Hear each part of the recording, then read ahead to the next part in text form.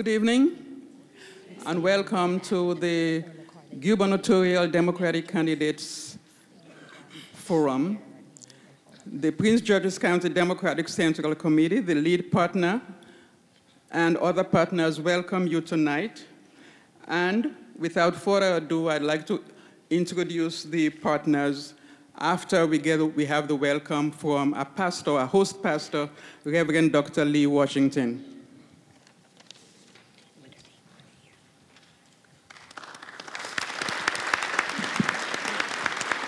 Let me say good evening to everyone and to the Democratic Central Party and all of the sponsors and all of you, to the candidates and those that have come out to the forum. First, we want to thank you for considering us, Reed Temple, as the venue for hosting this forum.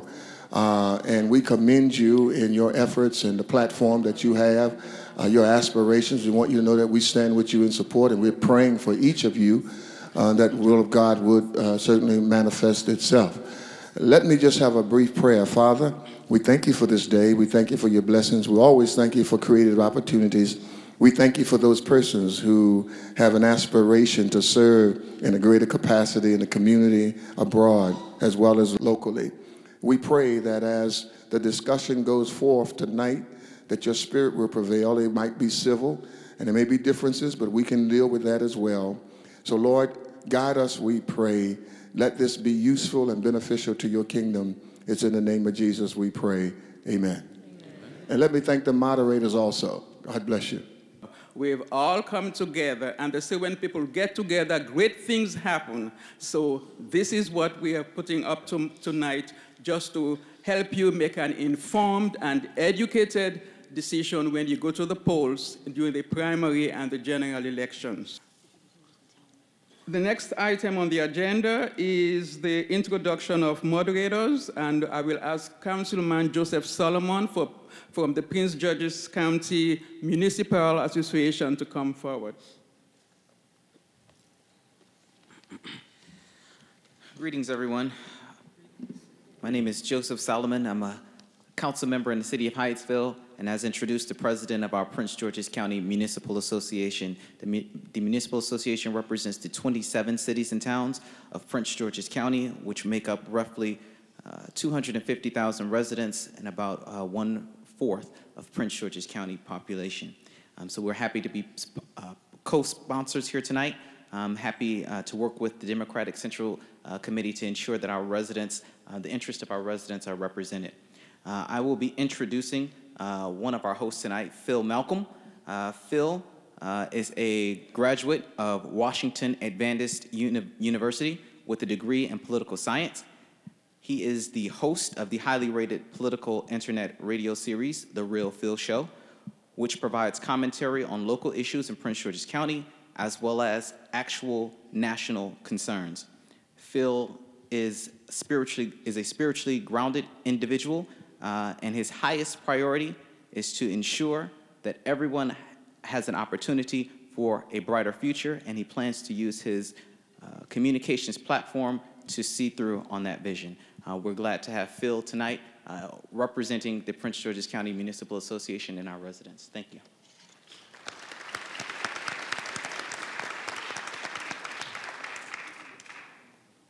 I want to introduce to you all Ebony McCormiss. She is an award-winning journalist whose combined career in radio and television spans nearly 20 years. Currently, she serves as the national news correspondent for Reach Media, a subsidiary of Radio 1.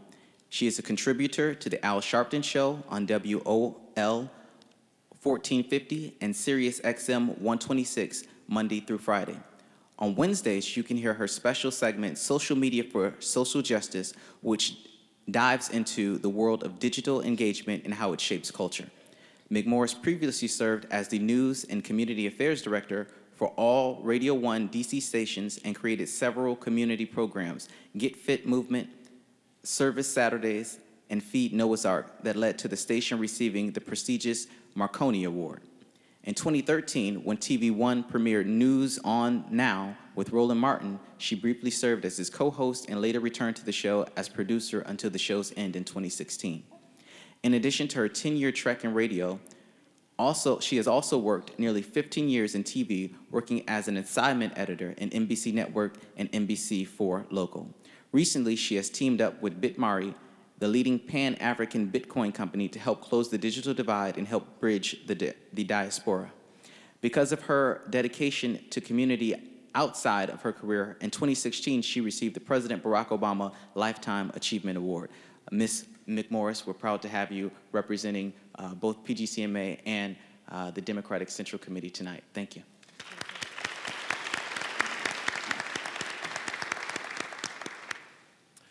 Good evening, everybody. It's a pleasure to be with you this evening. On behalf of myself and Ebony, my co-moderator, we are so glad to be here. Thank you so much to the candidates as well for joining us to shed some light on your platform and why you think you are the best candidate for our governor. All right, so before we get started with the questions, we're going to begin with the rules of engagement. All right, so we're gonna have a lot of fun tonight. Are you ready? I didn't like that one. You guys, I know we're in church. Right? This is not how they act in church on Sundays. I'm No, telling not you, at I've been all. here before. Okay? So are you guys ready? Yes. There we go. Right? And we were saying before, in the world of real news, fake news, who knows what the news is, we're gonna get real today with these candidates. So let's get real. All right, so let's begin. The audience is to respect all candidates and refrain from expressing support or non-support during the forum. For example, no applause, no booing, no saluting and high fives or similar actions or gestures. Each candidate will have 2 minutes for an opening statement and 2 minutes for a closing statement. And there will be no allotted rebuttal time.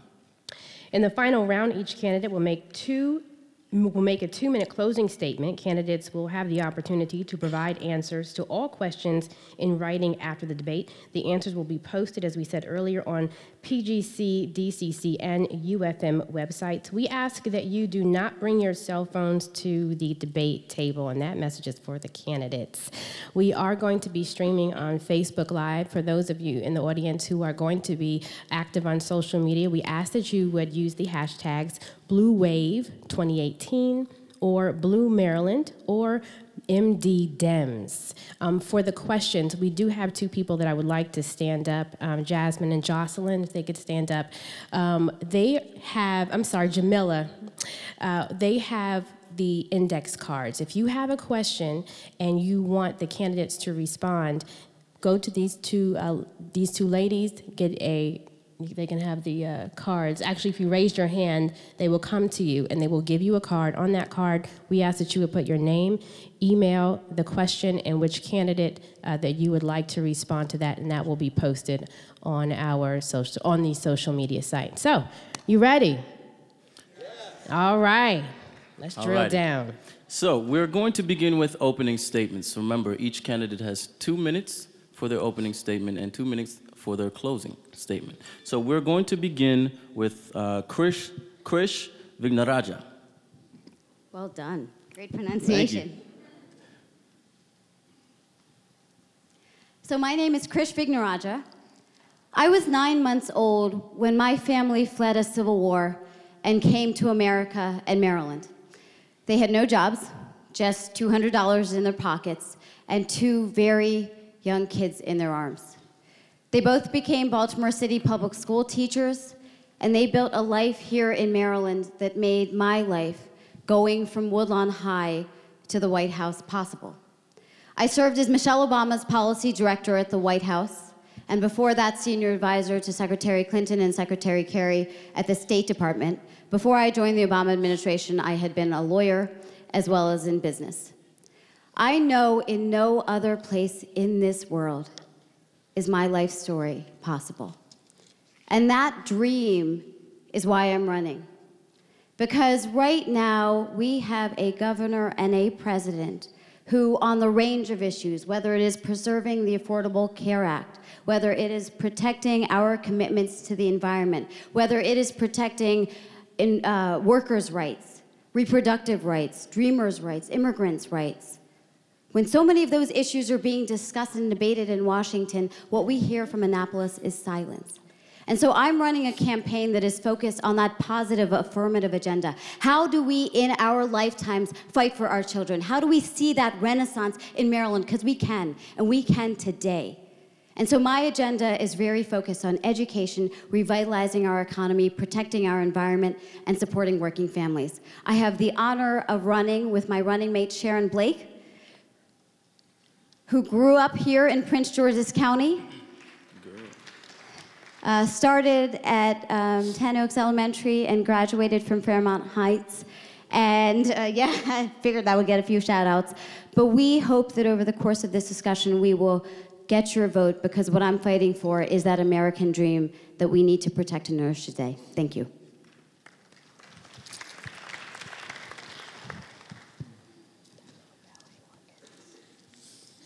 Yeah, we can just go right down the line. I'm sorry about that. Let me introduce myself. I'm Jim Shea, and I'm running for governor. Thank you all for putting this forum together, but thank you, all of you organizations that have been politically active. It's because of you that we still have an Affordable Care Act. It's because of you that we don't have the worst of what Trump has in his budget. And it will be because of you that we will win the governor's mansion this year in 2018, and will win the presidency in 2020. So thank you very much. I'm not a career politician, but I've spent a long time in Maryland getting things done. I've led large organizations, both public and private, throughout the state.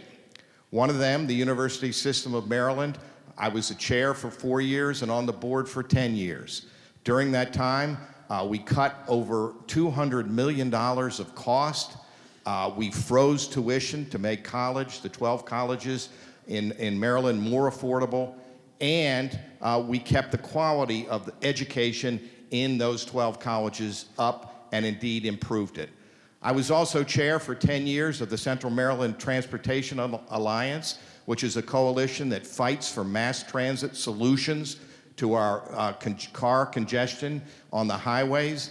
For 10 years, I was chair of the Empowerment Zones in Baltimore, which was a project that provided job training and access to capital to residents in the most stressed areas of East Baltimore and West Baltimore. I was involved in a lot of other civic matters, but I also had a day job. For 22 years, I was the chair of Venable, the law firm, and during my leadership, it grew to be the largest in Maryland and one of the largest in the world. Nearly 1,500 employees. I'm joined on the ticket by Brandon Scott, twice elected to Baltimore City Council. He and I together will invest in Maryland and make it a better place. Thank you.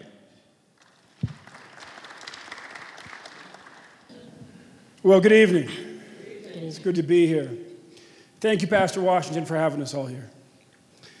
You know, if you want to make Donald Trump's blood pressure go up, send a civil rights leader to be your next governor. My name is Ben Jealous. Been a civil rights leader, been a community organizer my entire life. I'm not running, and I'm the son of two civil rights organizers who met here 52 years ago in Maryland, fell in love and had to move because he's white, she's black, and it was against the law to remain in the state as husband and wife back then. I'm not running for governor because I need a job. I'm running for governor because I have a vision that we can restore teaching to being a first-class profession, finally fully fund our schools, that we can make sure all of our neighbors have health care and finally get the costs under control, that we can end the massive student debt crisis, in part by ending mass incarceration and shifting our budget priorities. Now, folks will tell you the things I want to do are hard, and they're right. But as an organizer, I specialized my entire life in getting hard things done. I was named Marylander of the Year by the Baltimore Sun because in 1 year, I led the successful effort to abolish the death penalty after the sitting governor himself had tried and not succeeded. I co-chaired the successful campaign to pass the DREAM Act, and I put organizers on the ground to help pass marriage equality. It was not long ago that we here in Maryland were doing big things. And we can get back to doing big things again if we're willing to come together. And pulling folks together is what I've done my entire life. Thank you.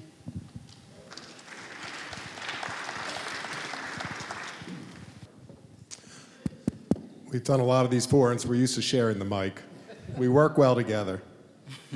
So it's great to be back in Reed Temple, and since I hail from the other part of the state, let me take this opportunity to tell you a little about myself. I'm Kevin Kamenetz. I'm the Baltimore County Executive. I'm a lifelong Marylander, and I'm a lifelong Democrat. But first and foremost, I'm a hopefully loving husband for over 2 decades to my wife, Jill, and proud father of 2 teenage boys. As Baltimore County Executive, I've worked hard to improve our schools in my county with record investment in school construction, building or rebuilding 90 schools. And we've done great things in the classroom with rising graduation rates that exceed the state average. And importantly, in Baltimore County, there's no disparity in the graduation rates between African American and white students. We've also worked hard to create jobs, cutting our unemployment rate in half. And we've done it all without raising the tax rates. So in my 16 years as county councilman and my 8 years as Baltimore County Executive, we've never once raised the property tax rate or the income tax rate. Now I'm running with Valerie Irvin for Lieutenant Governor, and Valerie is right over here.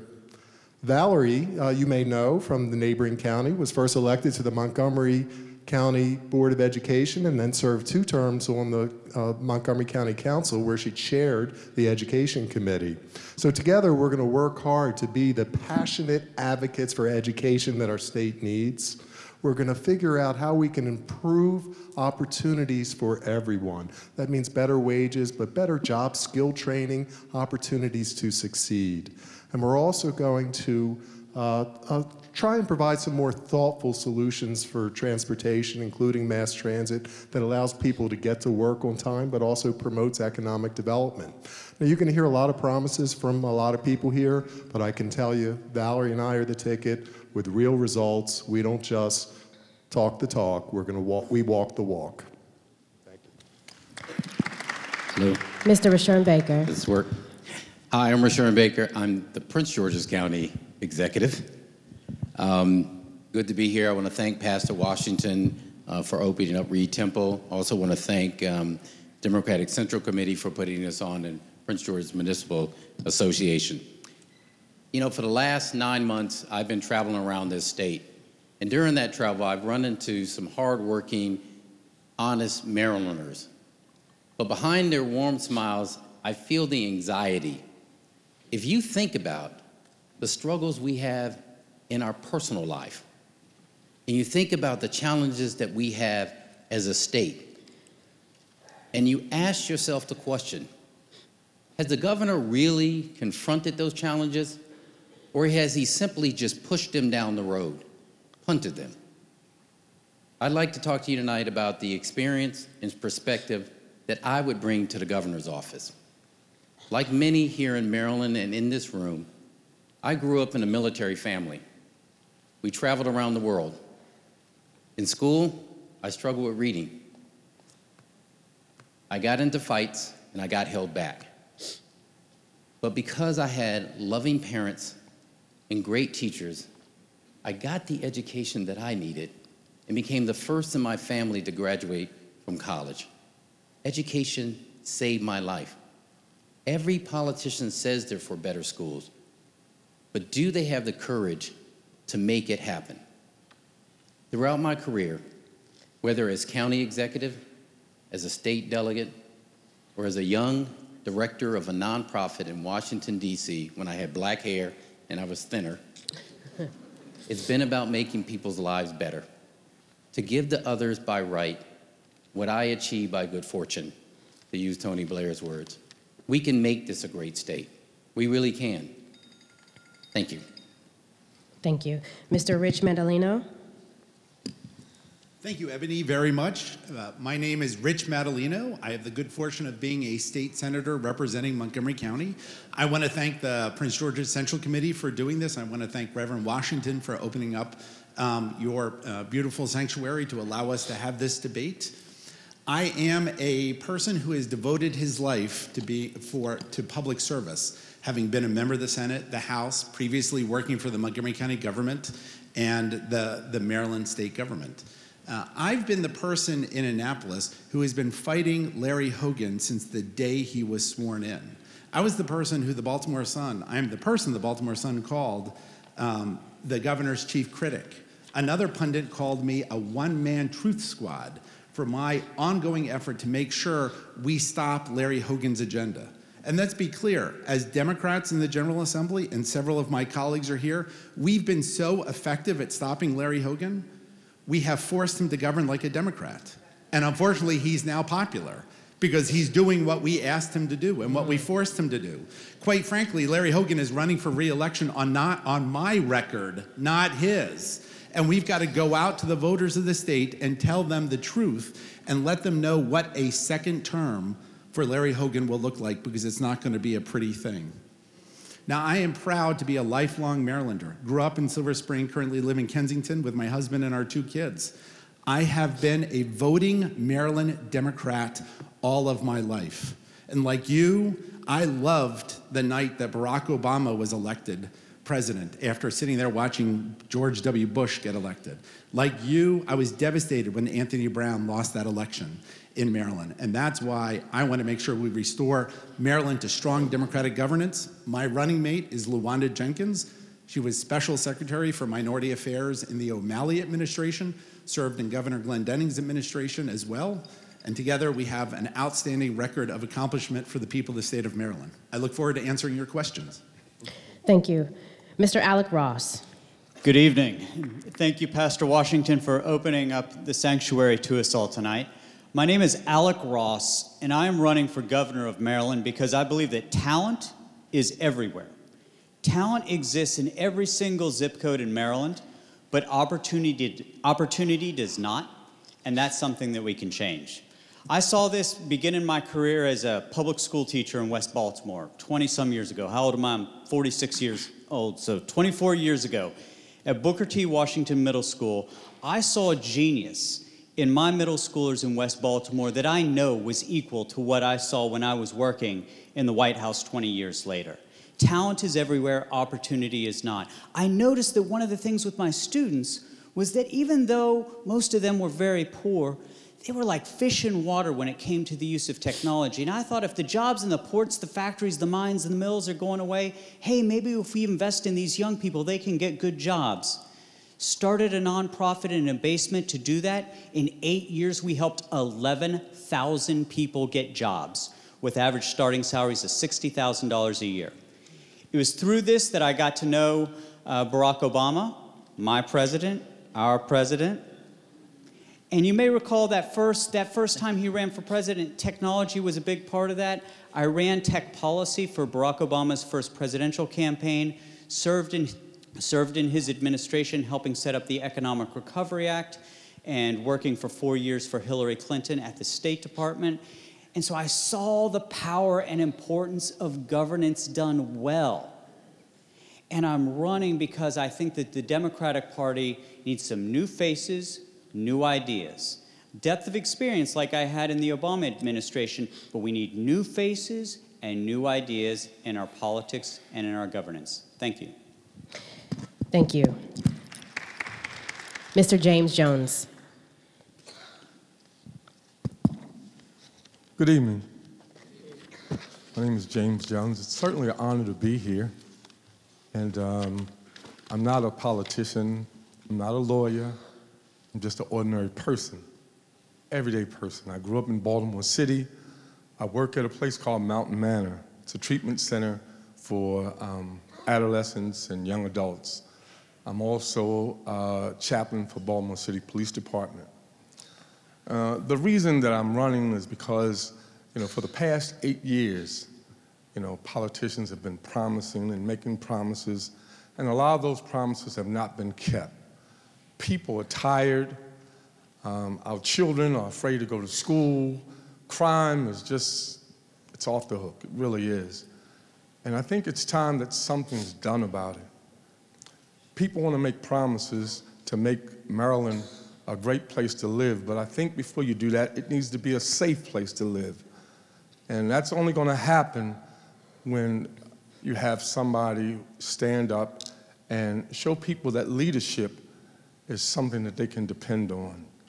So I'm running to ensure that those people who really don't have a voice all year long have a voice. I'm a people person. I want to be a person to serve the people in the state of Maryland. But most of all, I want to make sure that the things that the people in Maryland need, they can get. So once again, that's why I'm running, and I just want you to consider me. I'm very proactive in meeting people and working with people. I'm a people person. And I think it's time that the governor, whoever that person is, whether it's me or someone else, take time out and become somebody who can meet with people and do things with people. Thank you. Thank you so much. So we asked that for the next several questions that you do not clap, you refrain from reacting, but that you do listen, and that is directed to our audience. This next question is for Krish Vignarajah, Senator Madaleno, and Jim Shea. Mr. Shea, what role, and we'll do it in that order, what role do you see for the governor in addressing the effects of climate change in Maryland? I think it's where the governor needs to play a critical role of true leadership. Right now in Maryland, we have the greatest number of deaths due to air pollution. When President Trump pulled us out of the Paris Treaty, which I was honored to work on as part of the Obama administration, true leadership would have been to immediately sign up to the Climate Alliance. Because we know what is not happening at the national level must be taken up for the sake of our children at the state level. And so for me as governor, I'm going to be focused on 4 areas. First, in terms of climate action, it's something that we need to do now.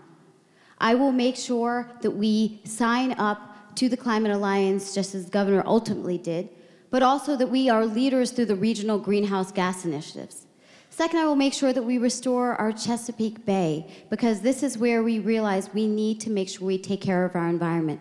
But we need to recognize that for us to truly take action on climate, we have to invest in clean energy. Because right now, Maryland consumes more energy than it produces. So if we're actually going to reduce the number of carbon emissions, we have to invest to create well-paying jobs that also support sustainability.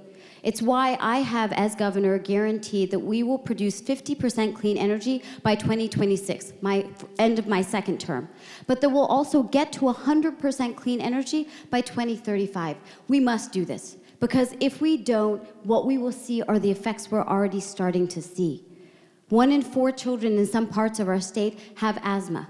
And it is because we are dealing with the carbon emissions, nitrate emissions. And so as governor, this will be a top priority, because our greatest legacy to our children is the earth that we give them to inherit. And for my daughter, who's 10 months old, and for all of our children, we have to take action now.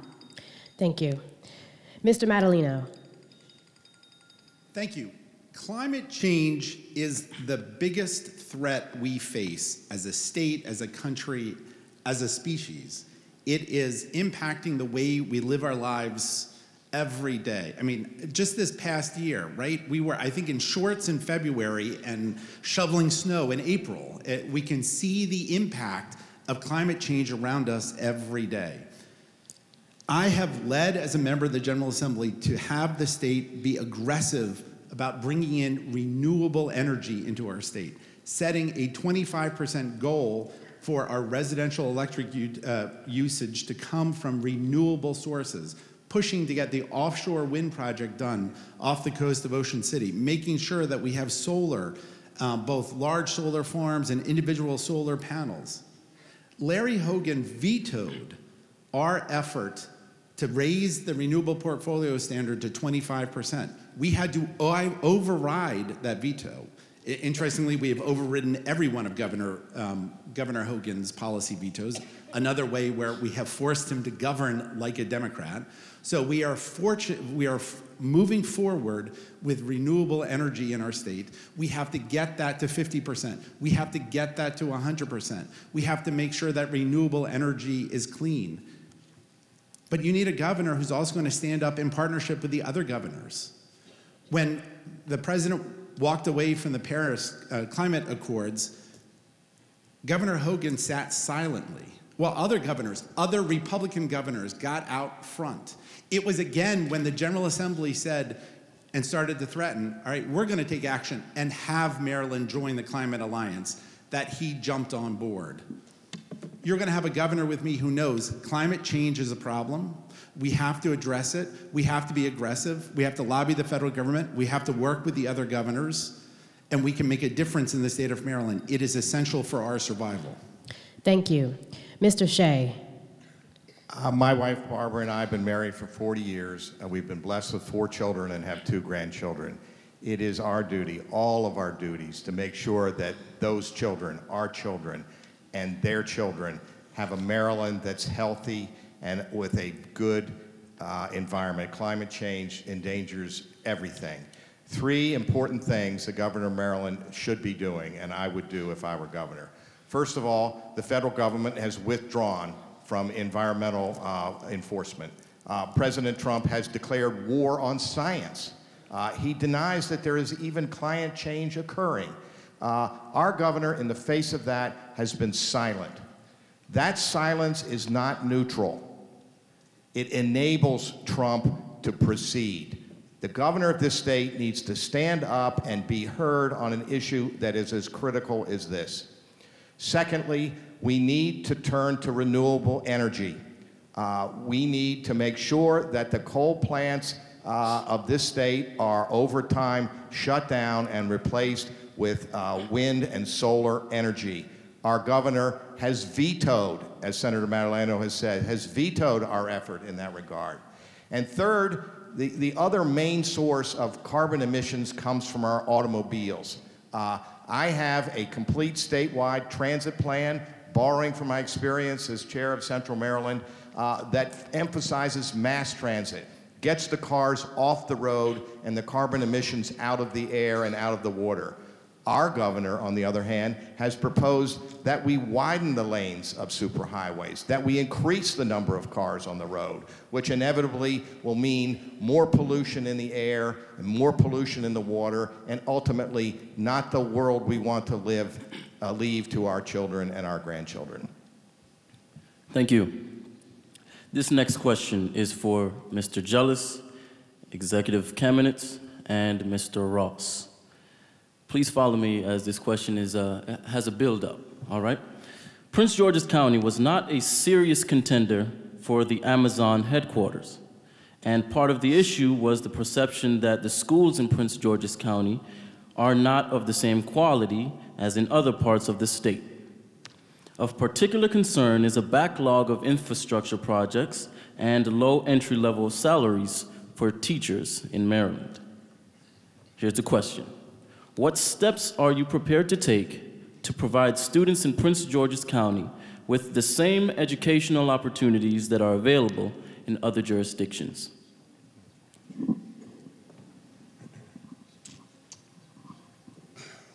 My mom was 12 when she sued Western High School for girls in West Baltimore so she could desegregate it when she was 15. We've known, at least since then, that until we fully fund our schools, none of the other theories of education actually work. If I achieve one thing as governor, it'll be to finally fully fund our schools, to stop the $2 billion of underfunding at the state level. And we'll start by making sure that the casino money and the lottery money, all of it actually goes to increase funding for our schools. I'm proud in this race to have been endorsed by 74,000 educators across this state. Won their union's endorsement with 85% of the vote and 100% of the vote of the teachers here in Prince George's County. When we fully fund our schools, We also have to have an equity formula. That means that Prince George's County will need more in order to get its kids up to grade level. We've got to make sure that our kids are motivated by knowing that there's a great career waiting for each of them, and actually push more career education into our schools. We got to make sure that they show up for kindergarten ready to learn by having universal pre-K, universal 3K. We have to establish community schools, the schools in the poorest areas.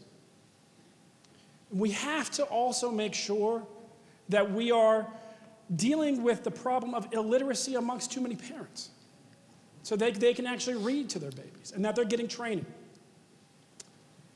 That they're getting training in how to be a good parent by older parents. So as governor, if I do nothing else, I will fully fund our schools, and I will make sure that we fund them in an equitable way, and that we make sure all of our kids are prepared for a career and for college. Thank you. Mr. Kamenetz.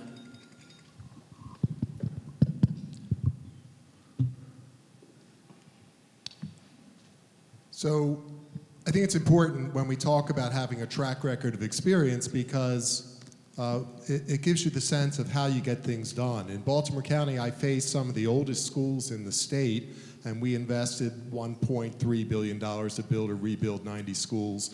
But for every $1 we received from the state, we had to put 2 county tax dollars in. And when we still couldn't get money from the state, we had to forward fund $325 million of county dollars to cover the state share. So clearly we are not funding enough money for state school construction projects. And as governor, I'm going to rectify that because I've already been through this experience. But we also have to recognize where we are in our school system.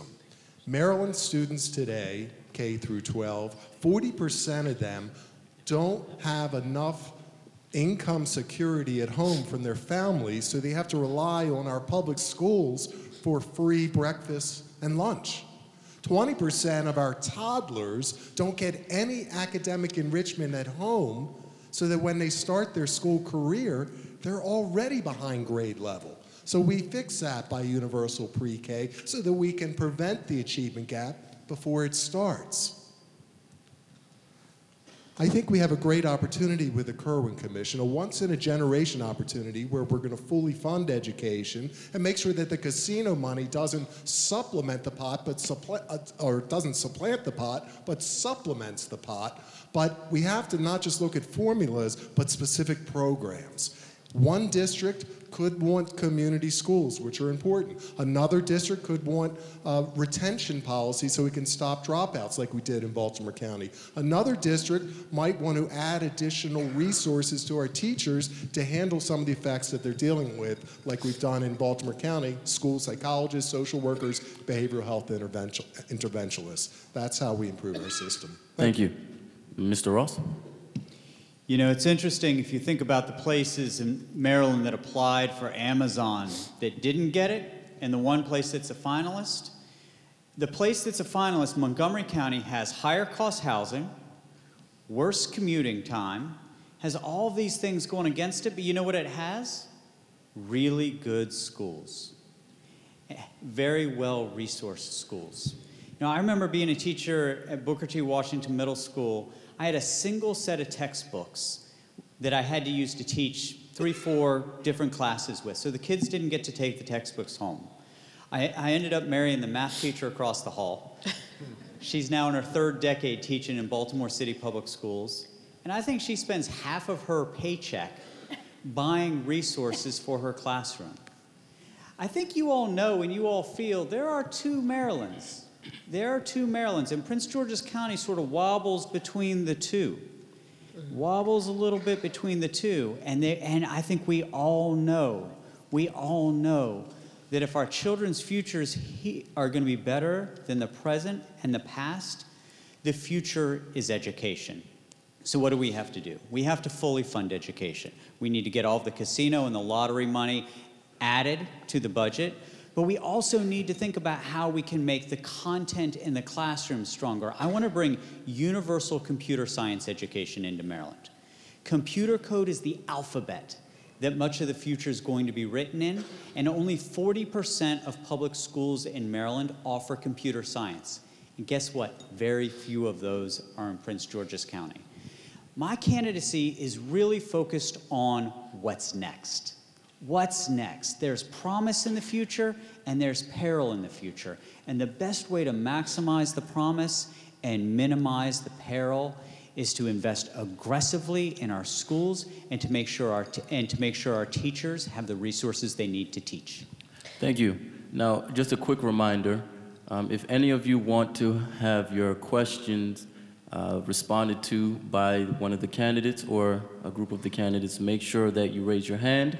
We will have two of our helpers here go around and pass you a note card. Make sure that you include your name, your email address, the question, as well as the candidate that it is to be addressed to. All right, thank you. This next question is for Senator Madaleno, Executive Baker, and Mr. Jealous. What is your perspective on the maglev project, and how would you vote on any proposal to begin construction or continue further planning for that project? For those of us who have lived in this area for a long time, we know congestion is awful in the Washington area. Congestion is awful in the Baltimore area, too. The governor's plans to build maglev, the governor's plans to expand the Beltway, to widen the BW Parkway, to widen 270 are nice PR gestures. They sound big and important, but they are completely unaffordable for the average person. They will not provide any of us with the opportunity to improve our commutes. Look at the prices that it would take to ride on any of these or use any of these services.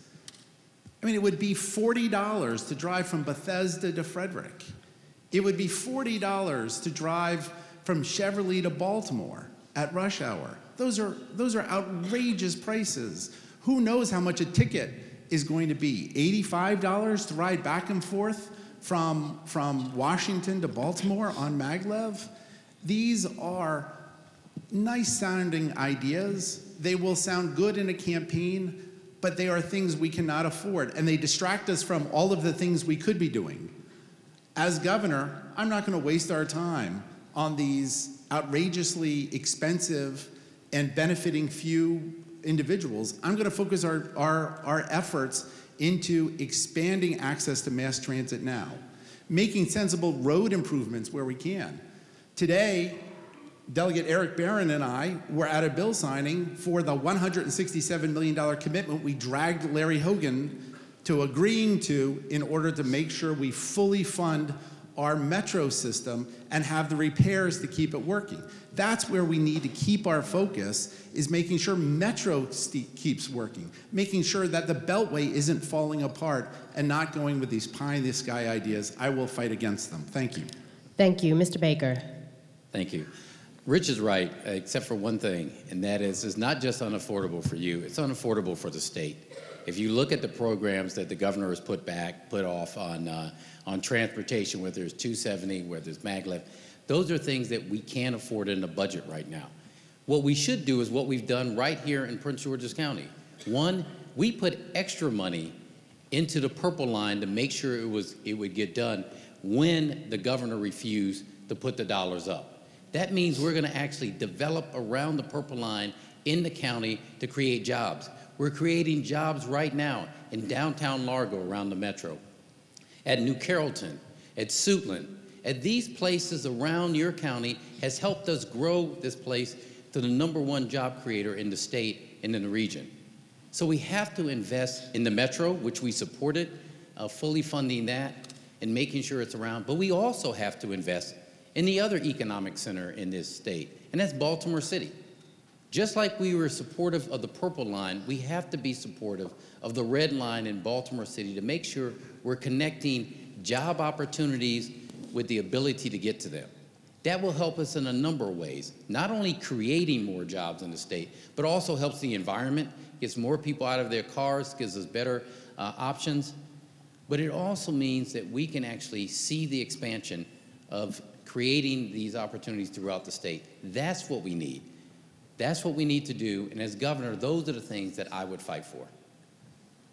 Thank you. Mr. Jealous. When I was a young man living in Suitland, my aunt's house, kicked out of college for protests, working for the AFL-CIO in DC, I worked 10 to 10, and I had to commute from Suitland. And the first thing I figured out was that the buses wouldn't work for me because they ran one way in the morning and the other way in the evening. And by the time I got up, they were done. And by the time I had to come back from work, they were done. And so I would have to walk about 1.5 miles to where I could get a bus into DC. In the dark, in the light, in the snow, in the rain, in the heat. And frankly, it's the same neighborhood. I mean, the metro comes a little further out now, but not much has changed. I look at this maglev thing with through the eyes of that 20-year-old kid. $54 to commute round trip. Can't stop between DC and Baltimore and get up to 200 miles per hour. If you can afford a $54 round trip a day commute, buy a helicopter. You don't need our subsidy. When I'm governor, we will stop that project and the foolishness. I feel for the homeowners who can't sell their houses now because this governor literally has a shadow hanging over them saying this is where the maglev will come and these houses will be torn. We'll stop that foolishness. And what will we do? We will create a 21st century transportation plan for the state. At the heart of it will be building on the infrastructure that we have, making Metro really work the way it should, making MARC work the way it should, expanding each. Putting in place bus rapid transit to unclog some of these arteries, like when folks are coming through from Charles County trying to get into DC. And we'll also start to build more vertically, create more live where you work places further out so people don't have to commute as far. We can do a lot better, but it starts with stopping the foolishness that is this maglev fantasy. Thank you. This next question is for Mr. Shea, Mr. Jealous, and Mr. Johnson. Would you please explain your views on the federal efforts to incarcerate and deport non-citizens, and what measures do you think are appropriate and feasible to deal with this issue? Mr. Shea. This federal effort is unconscionable. What is happening is that the federal government, at the direction of Donald Trump, is in a very arbitrary, random way, threatening to deport citizens or people who are undocumented, tearing them away from their children. They don't know when this might happen. Under President Obama, if somebody committed a felony, they would then be subject to deportation. That was predictable. You understood what could happen. Today, you could be a completely productive citizen and you have no idea, I keep saying citizen because they should be, a completely productive contributor to our society, and you have no idea when the feds might show up. And that's terrorizing people. That means you don't want to report a crime. You want to be careful when you do anything in a public way. We need to stop that in its tracks in Maryland. We need to make sure that our people are not terrified in that way. We should absolutely refuse to enforce these writs or detainers, which the federal government wants to be applied. We need to have sanctuary for these undocumented contributors to our society, and we need to protect these children from having their parents torn away from them. I would be not only making sure that happened in Maryland, I would be advocating against this terrible, terrible set of conduct as governor with all I could bring together. Thank you. Mr. Jealous. About 150 years ago, Frederick Douglass stood up and said that the destiny of America is to be, quote, the most perfect example of the unity and dignity of the human family that the world has ever seen. That was near the conclusion of his speech, Our Composite Nationality, his tirade against the Chinese Exclusion Act. That was Maryland leadership 150 years ago against the targeting of immigrants of color for expulsion. And it was that spirit that inspired me to both co-chair the campaign to pass the DREAM Act in Maryland, but also to become the first one of us, I hope others will follow suit, to be arrested outside of Trump's White House. I was there that day to defend our dreamers because, one, I told them I would always stand up for them, and they had become so terrified that they called and asked me to get arrested for them. One of them, one of our Maryland dreamers, had been found dead in a truck trailer in a Walmart parking lot in Texas just a couple weeks earlier last summer, when the driver ditched the trailer and the 20 immigrants inside roasted to death. When I'm governor, I will stand up to Donald Trump with greater force and, frankly, greater experience taking on the likes of him than most. That's what I've done as a civil rights leader and an organizer. And I will make sure that we come together and we pass the SAFE Act. You know, it's funny, this movement, they call it sanctuary states, sanctuary cities, started with a conservative police chief in Los Angeles who, when asked by INS 30 years ago if he would make his officers deputies, said thank you, but no. Because the moment that we do that, we have two jobs, and we should only have one to keep the people safe. And when we have two, we become distracted, the immigrants stop talking to us, and they get preyed upon, and we all get less safe. That's what Hogan's silence is creating right now, as we see sheriffs one by one sign up with ICE to be their deputies. When I'm governor, we will stop that. Thank you, Mr. Johnson. I'm sorry, Jones. Okay. I don't know. I know that people have come to this country from all over the world, from other places, and they've been given the opportunity to live without fear. They've been given the opportunity to have jobs and not have to worry about being deported and sent back. Your children have grown, they've gone to college. So I don't really see why people who want to come and live their lives and start over and have an opportunity to live as you and I should have to go through that.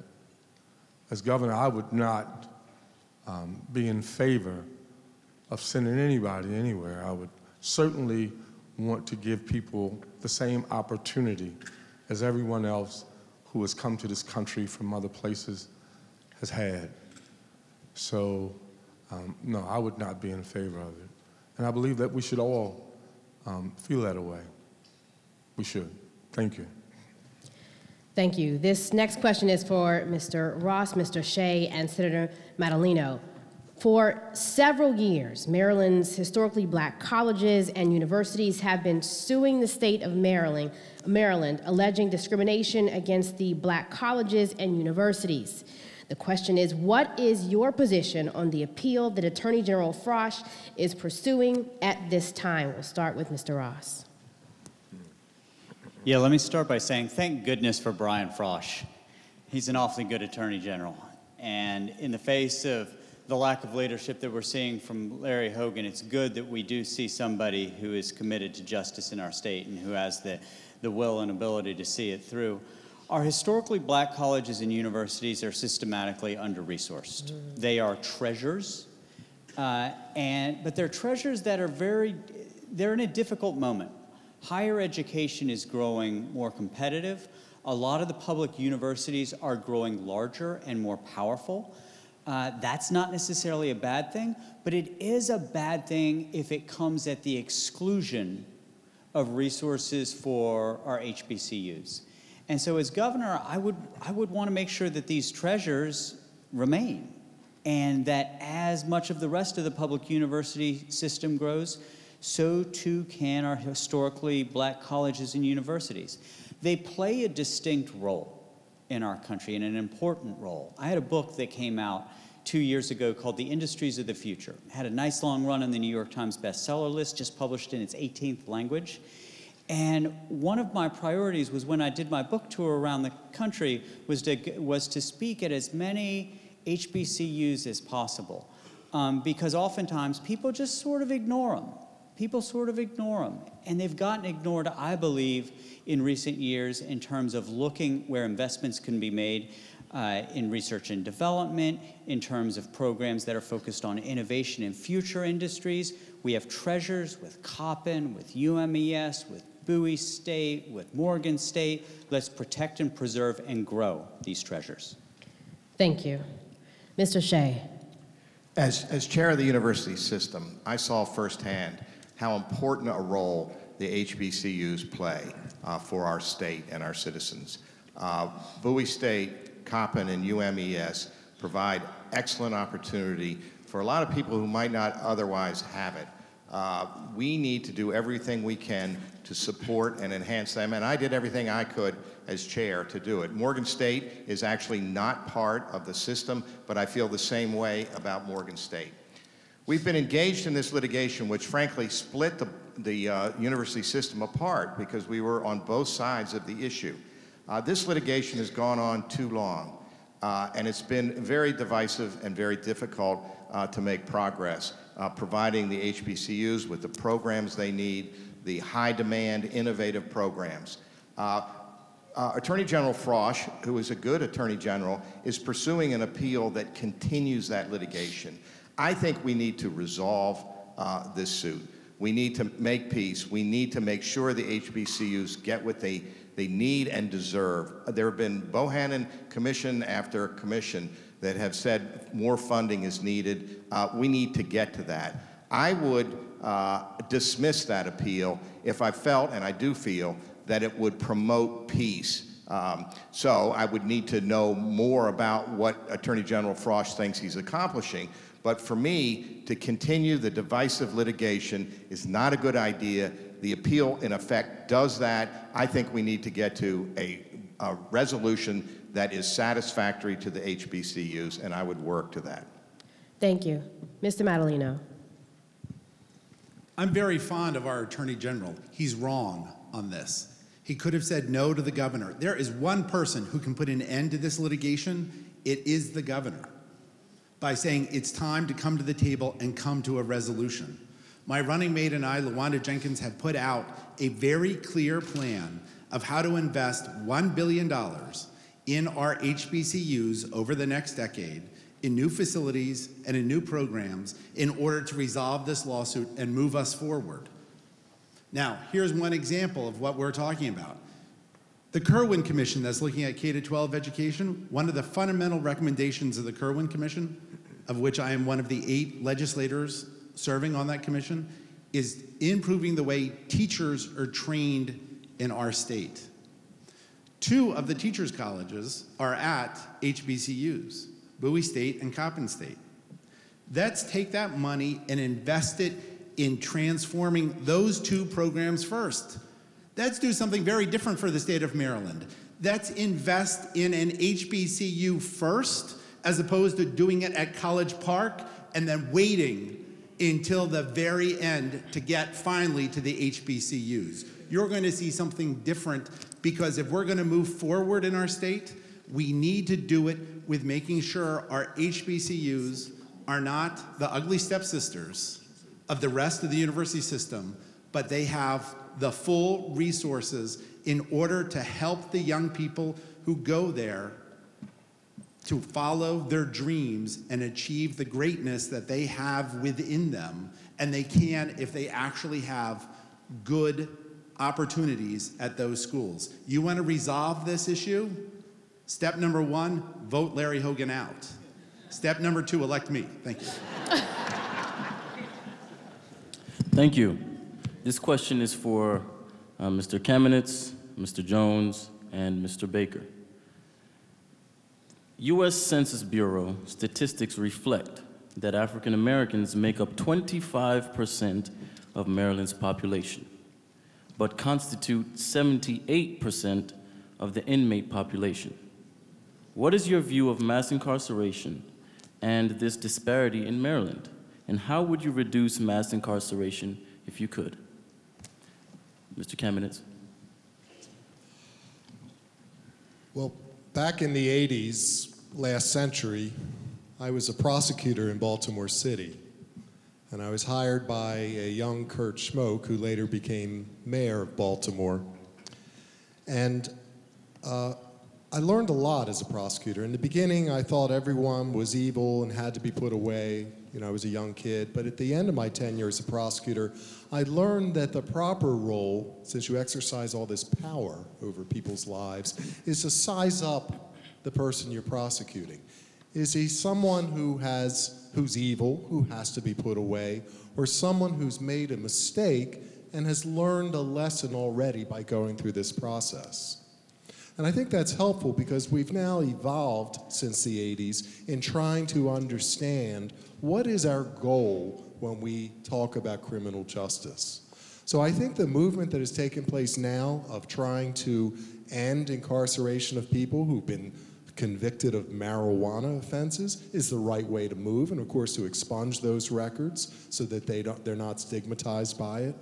But the real key is, and also what we've done in terms of bail reform. And we actually led that cause in Baltimore County years ago because we said it's ridiculous that some drug dealer or murderer who has a lot of money can post a bail, but someone who's charged with shoplifting can't post a $100 bail, and we're keeping the wrong person.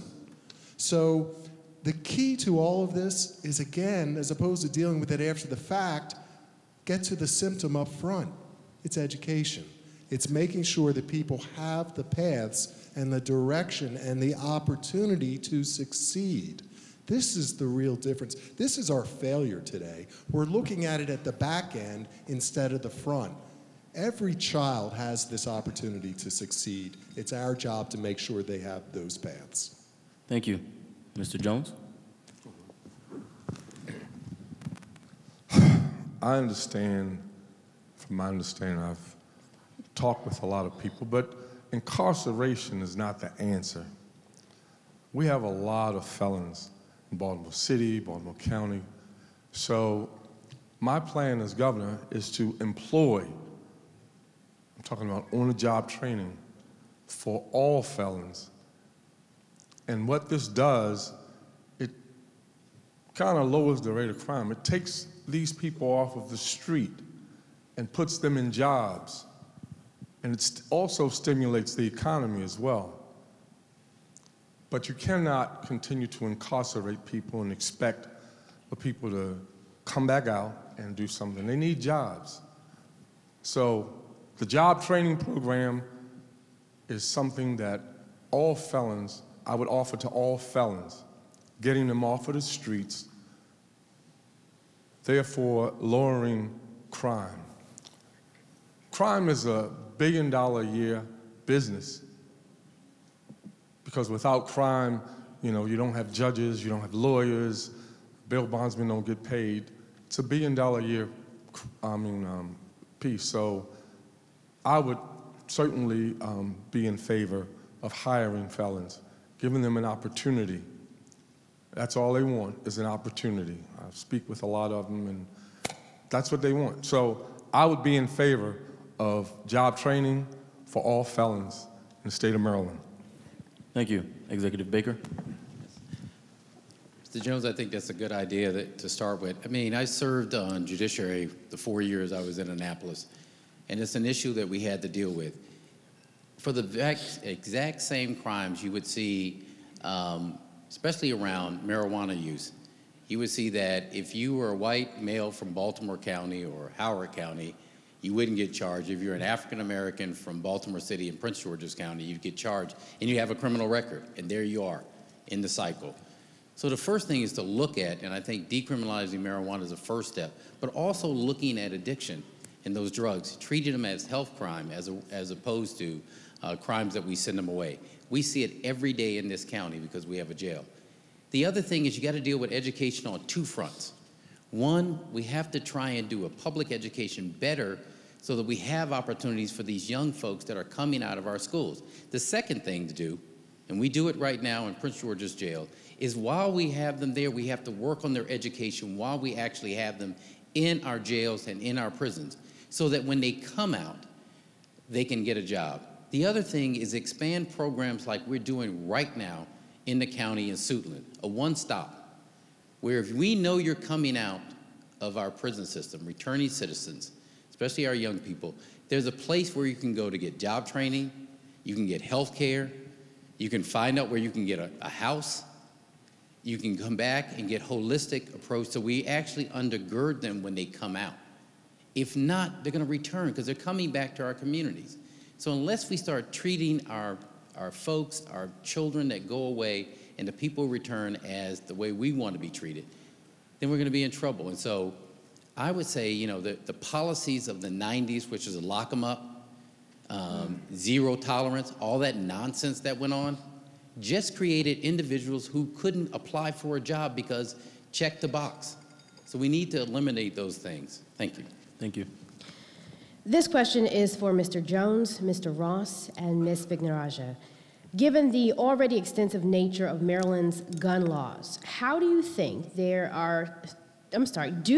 that there are still measures our state should take to help reduce the chance of gun violence in our communities? And if so, what are those measures? I'll start with you, Mr. Jones.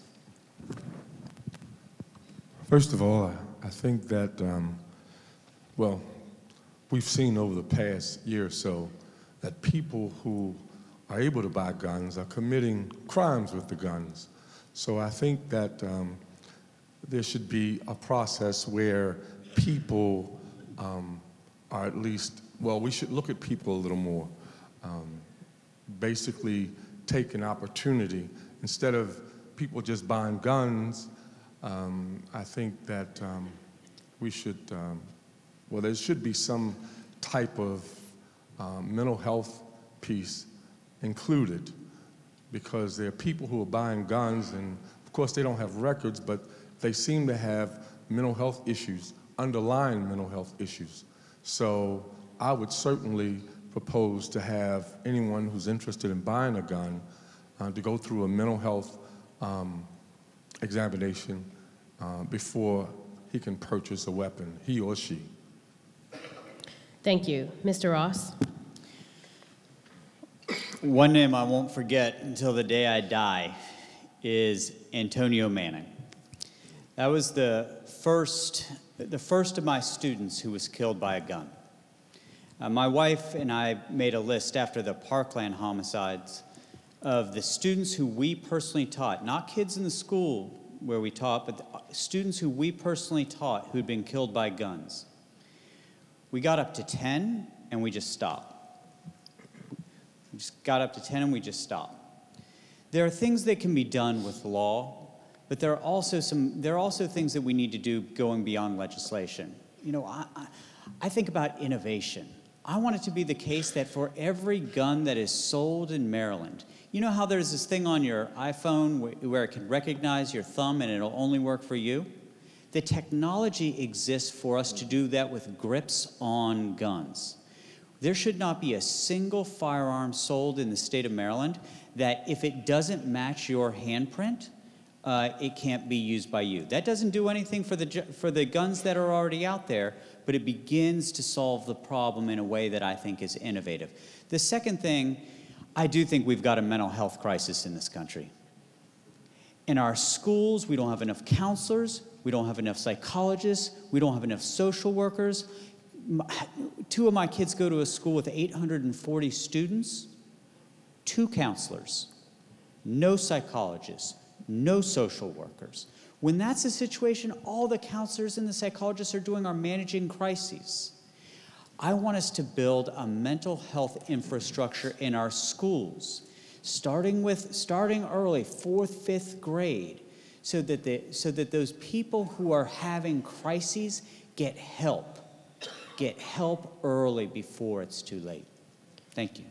Thank you. Ms. Vignarajah.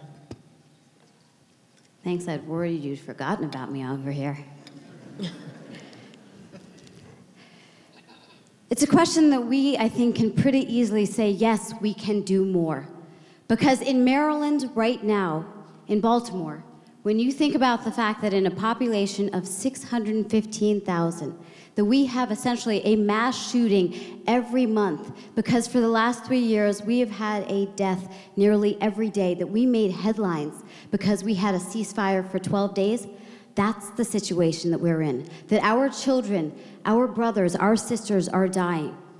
So what I want to do is make sure we focus on three things. Yes, absolutely, we need to address the mental health issues. We need to make sure that the red flag laws that actually take these guns out of the hands of people who shouldn't have them gets through. But we need to do the more basic things as well. First, every single gun that is sold needs to be licensed and insured. If you have to do that with your cars, you sure as heck should do that with your guns. Second, I want to make sure that we recognize that part of this policing, making sure that we can get illegal guns off our streets, is investing in programs that work, like Operation Safe Kids. What did Governor Hogan do on that program? Cut it entirely. That's how we work with our community. It's why on Freddie Gray's 3rd anniversary death, I wrote out a policy to talk about how we need our law enforcement officers to both look like, live in, and engage with the communities that they are policing, because that's the only way we are going to have safer streets. But then finally, we have to recognize that we can't address this issue as a single state issue. Half of the guns that come into Maryland are from neighboring states. So if you want to be a true leader, a governor has to show regional leadership. That is what I will do. Thank you. Now, this next question is for Executive Baker, Ms. Vignarajah, and Mr. Kamenetz.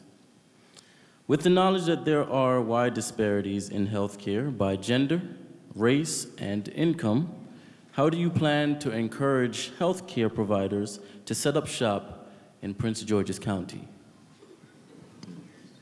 I'm glad you asked. We've actually, when I came into office in Prince George's County 7 years ago, we were leading the state along with Baltimore City in uninsured and underinsured in our county. We also were lacking actual doctors coming into parts of Prince George's County.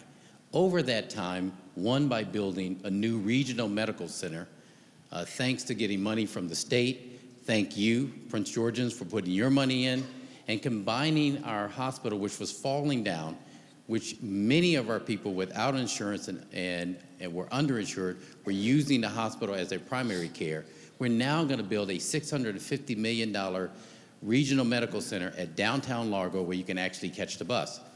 The other thing is that we actually combine our healthcare system throughout the county, connecting hospitals like Doctors Hospital, Laurel Regional, and the southern part, Fort Washington Hospital, with clinics throughout our county so we have access to healthcare. And finally, the thing that has helped us the most and that we need to work at the state level, and I would do as governor, is if it had not been for Obamacare, I know some people call it Affordable Care Act, but it was Obamacare, that allowed us to get more people insured. At the state level, we have to make sure, and I know there's some work that's being done on it, or was done on the past session, to make sure that we actually keep it affordable and make it even more affordable. So we have to work at the state level on that. The other thing we have to go after is prescription drugs.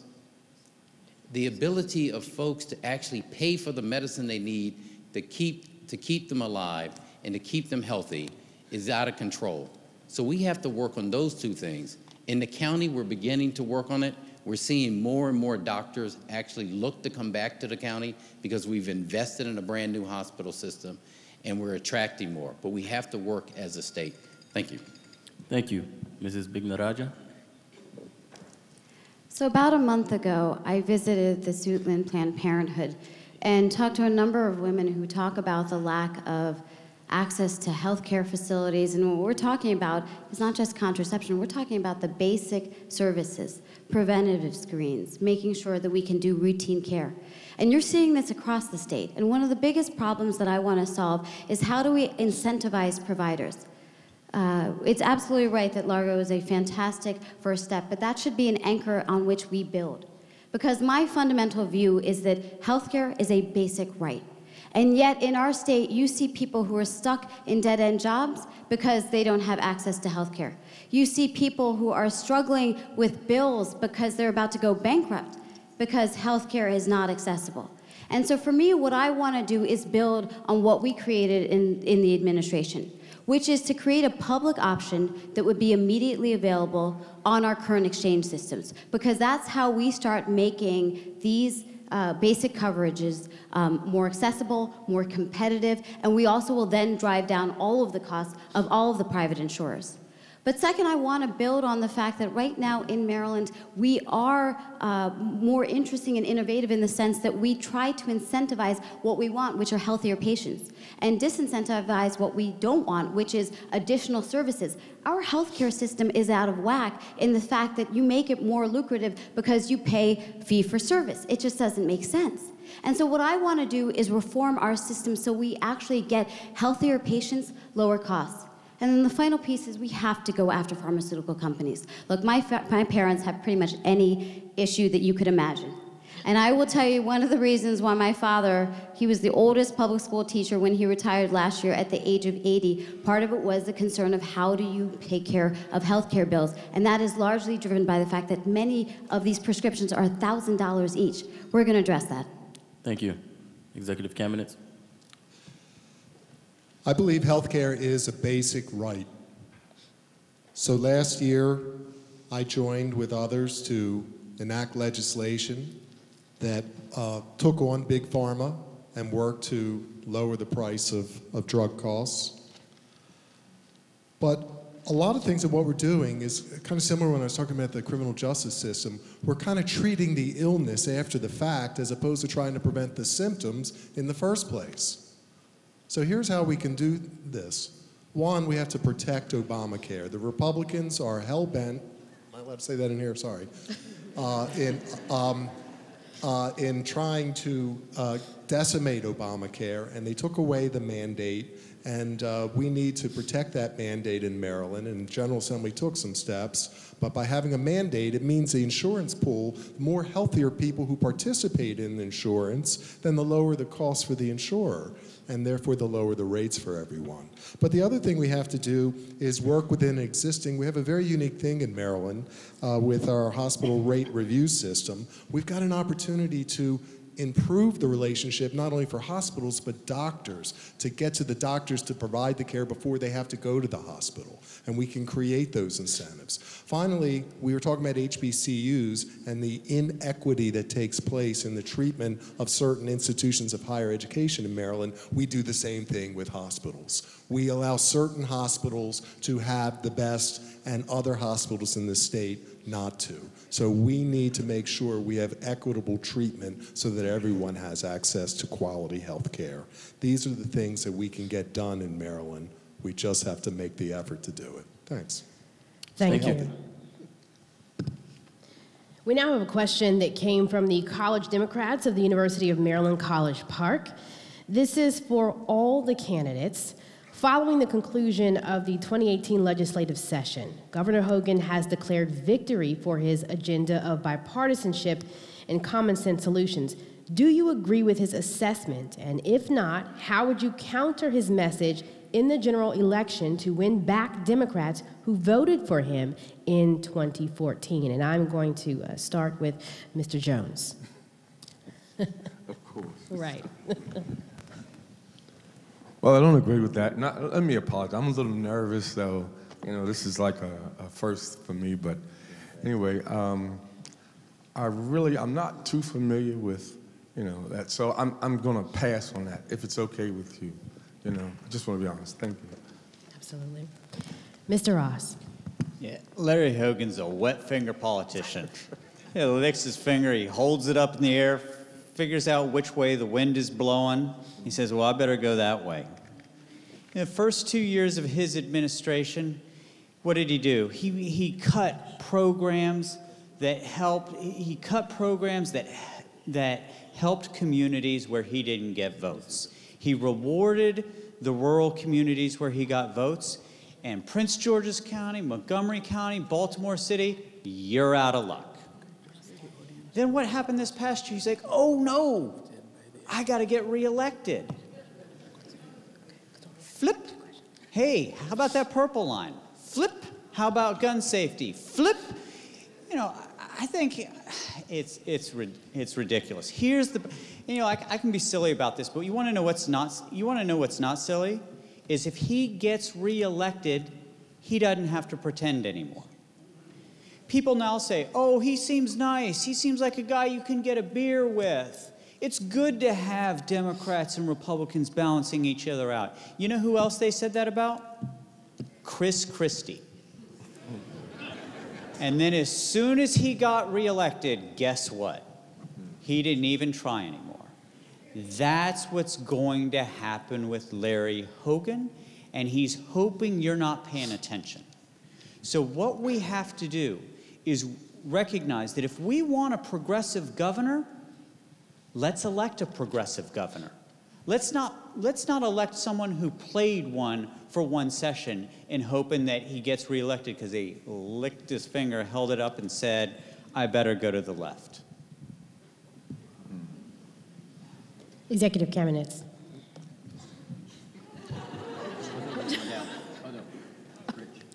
Okay. I'm following. We're coming. Okay. I'm following what you say. It's up to you. You tell me. No, go ahead. Go ahead. I apologize. So here's who Larry Hogan is. He cut the tolls because it polled well, but what he really cut was $54 million a year out of the transportation budget, and we're still stuck in traffic. He overruled his own state school board of education and every local school board to mandate that schools start after Labor Day, because we all went to school after Labor Day and we turned out okay. So he did that not to advance the educational outcome of children, but to sell more funnel cakes in Ocean City. And we're now seeing the havoc as a result of that. Larry Hogan was for fracking until he polled it, and then he was against it. He was against removing statues of hate at the Capitol until he polled it, and then he was for it. But what he really is someone who doesn't do anything. Because if you do something, you upset people. You make decisions. And it's challenging for him because then he won't be as popular.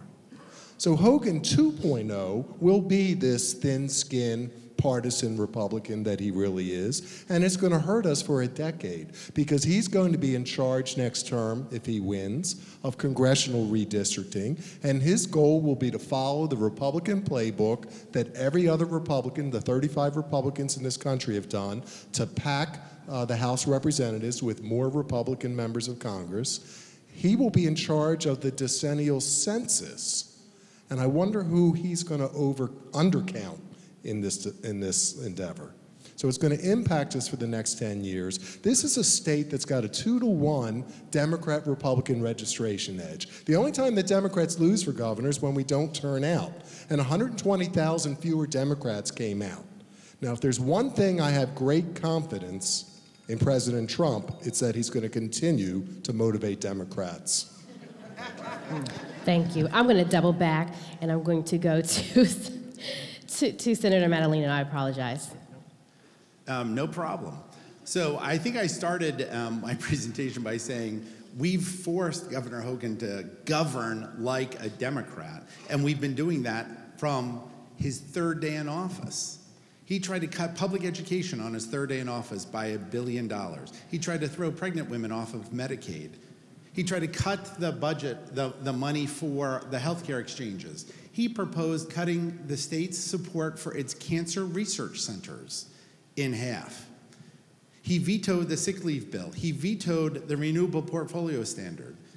He vetoed our bill to stop the privatization of our public schools, because there's no one in the Trump cabinet he has embraced more than Betsy DeVos and her agenda. We have said no to that over and over. I have led the charge in Annapolis to say no to the Hogan agenda. So in some ways, I feel like I can't even say he's being bipartisan, he's being downright Democratic. You know, we passed a red flag bill this year. He signed it yesterday with 3 other bills, including one of mine to bring sunshine to the state's concealed carry law to make sure he's not undermining it. Because remember, at least until yesterday, he's had an A- from the NRA his entire term. Quite frankly, we cannot afford to have an untethered governor over the next 4 years when we already know we have an unhinged president in the White House. I am the candidate who can beat Larry Hogan because I have been taking him on and beating him for 4 years. And I'm going to do it through the summer and the fall. If you want to see Larry Hogan's true character, look, he's already out there, in fact, campaigning against one of the Republican senators from St. Mary's County in the primary because he's too friendly with Democrats, the governor accuses. His comment in the newspaper was, "I'm confused." I think the whole public is confused about Larry Hogan, and we can't wait and have him for another 4 years. Thank you. Executive Baker. I think my colleague, Mr. Jones, had it right when he said pass. That's exactly what Larry Hogan has done for the last 4 years. Just think about it. He's the first governor in almost 60 years that doesn't take a stand either for or against legislation in Annapolis. He doesn't allow his secretaries there to testify on legislation. He simply played a very smart game, and it has been a smart game, where he waits and sees what the Democrats will do. When they pass legislation, he doesn't sign it or veto it. He just takes credit. He didn't fund our hospital, but he was at the ribbon cutting. Did you see him? He didn't fund the Purple Line, but he was right out there when we cut that too. He doesn't fund our schools, but he talks about it when he shows up to schools. And you know what? Nobody is holding him accountable. The governorship is a very powerful office. It's the most powerful in the United States. It is meant to lead, to deal with critical issues. The way that we smoke him out is really holding him accountable for what he has not done, how he has not led on these critical issues, how he's not leading at the state level or the federal level, whether it's climate change, whether it's the environment, whether it's transportation, whether it's jobs, whether the things that came up today about juvenile justice and reforming our system. Where is he on those? He talks about education, about the starting date, as Mr. Kamenetz said. But where's his education policy when he first came in? What is he going to do to help? Why doesn't he meet with our our superintendents from around the region? Because he doesn't want anybody to know what his policies are. He's playing what they used to do in North Carolina called four corners before they got the clock. You get a lead and you just pass the ball. That's what he's doing. We have to stop him. Our schools have fallen from 1st to 6th since Larry Hogan's been in office. Our healthcare costs have gone up double digits every year. Our economy is stagnant. Income's way up in surrounding states, but not in ours. Getting rid of Larry Hogan is not about Republican light. You won't beat a Republican with Republican light, not in this state. No, building a movement to get rid of Larry Hogan is about getting back to being the party of FDR and RFK and MLK and Shirley Chisholm and Barbara Mikulski, those Democrats who inspired us by being for expanding civil rights and expanding opportunity and ending poverty. We've strayed. Our party's strayed too far for too long, gotten too cozy with Wall Street, and all of us are feeling it around our kitchen table. I said at the start when I announced my campaign, I was not running to the left, I was not running to the right, I was running towards the people of the state, putting real solutions on the table to solve our kitchen table crises that we all feel. We will beat Larry Hogan by the same way I've won every great victory in my life, by building a bigger, more robust coalition than most think is possible or even know how to do.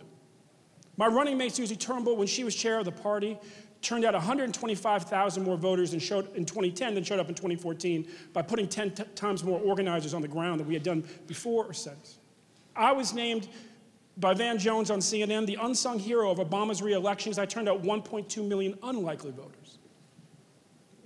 We turn out the 2010 voters, we beat Larry Hogan. We turn out unlikely voters, we wallop him. That's what I'm in this for. Because that's how we elect Democrats across the state in places where we haven't had them. I've built the team for this. Frankly, we're the only campaign that can beat Hogan. Thank you. Mr. Shea. This is why I thanked you all from the beginning. Because it's groups like you that look hard at issues, who come out on weekday nights to hear all of the points of view on all these serious issues. You will be able to see through this notion that Larry Hogan's bipartisan. He's not.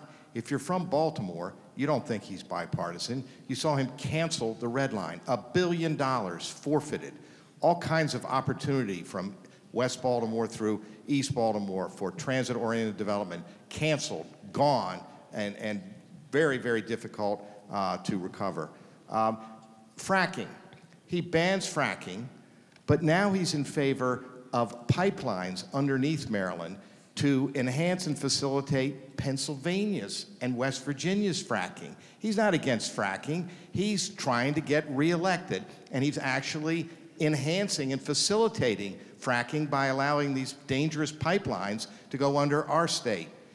He says he's not Trump-like. Well, did you hear him campaign in Virginia?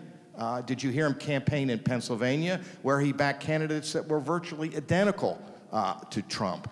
He is not bipartisan.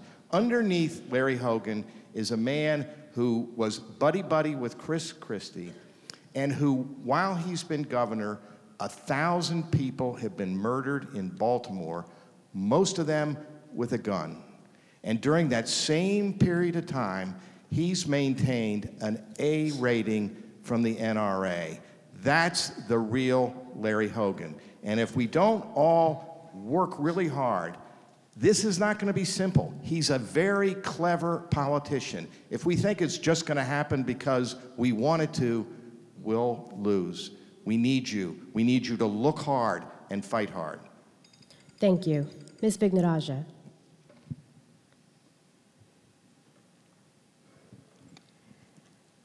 For me, it doesn't really matter whether it's bipartisanship or not. It's about what I call his election year epiphanies. After doing literally nothing about transportation, for example, except for naming the ICC after the only other one-term Republican governor, he rolls out a $9 billion package. On Baltimore, after literally forgetting Baltimore on a map, he all of a sudden swoops in and believes that it's about truth in sentencing and locking our kids up. But to me, the D and R, they don't really matter unless they actually represent something.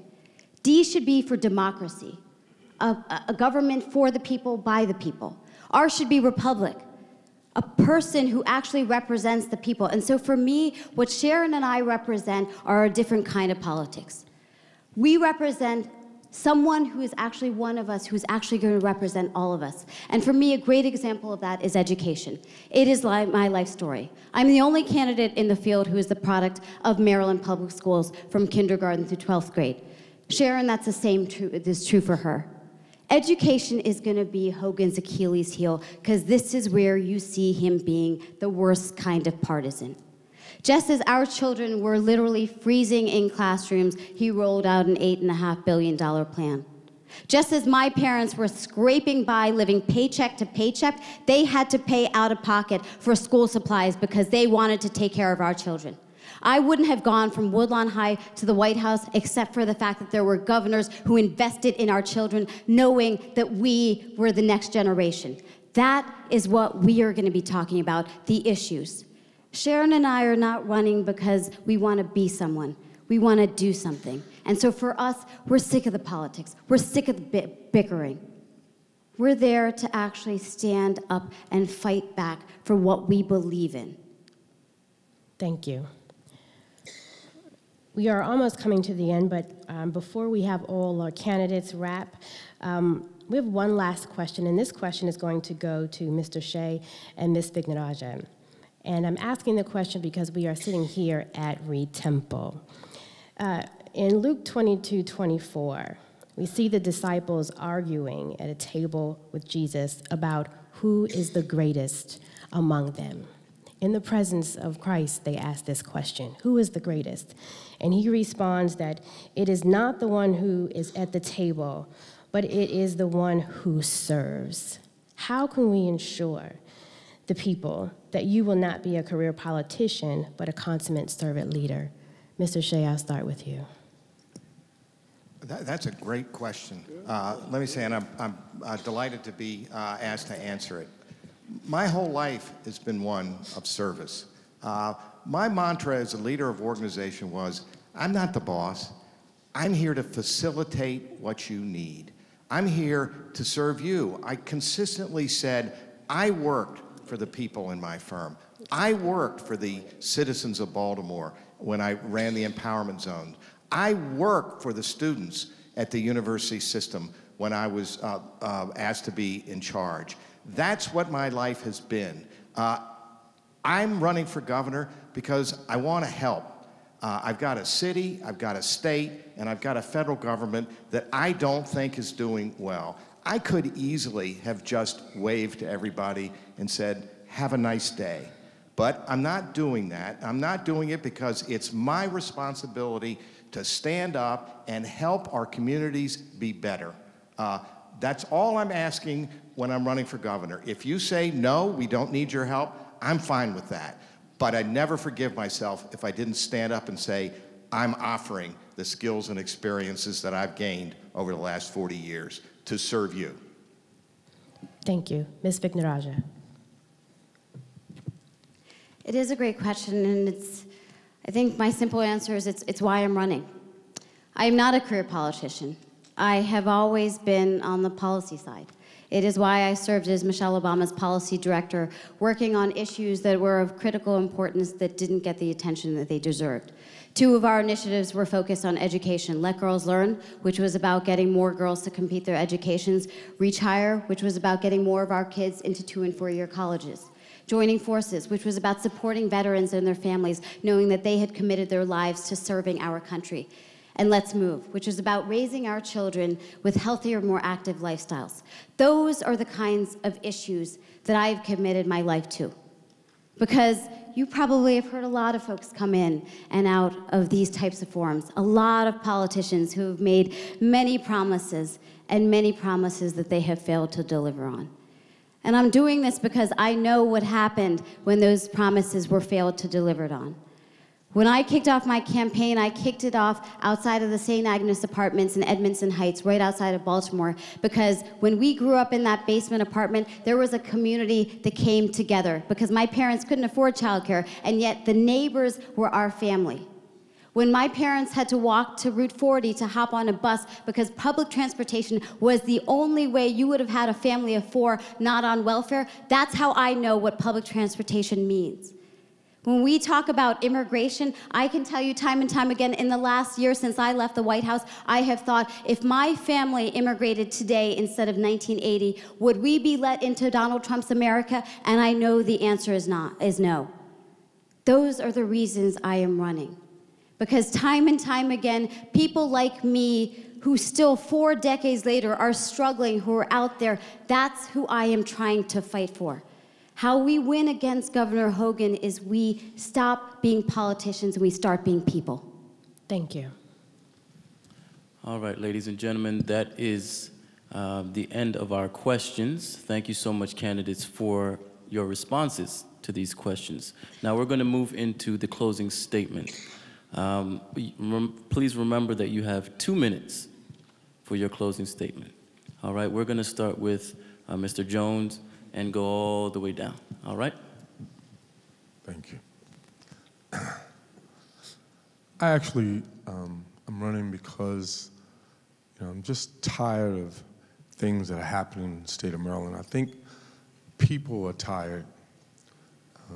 I believe that I would be a great leader, a great governor. I know that I would be a good servant. I'm tired of crime being as high as it is. I'm tired of our children living and going to school, and a lot of kids are afraid. A lot of things are happening in our schools. I'm just tired of a lot of things that didn't happen over the past 4 years. So I know it's time for change. So I'm just standing up for that change.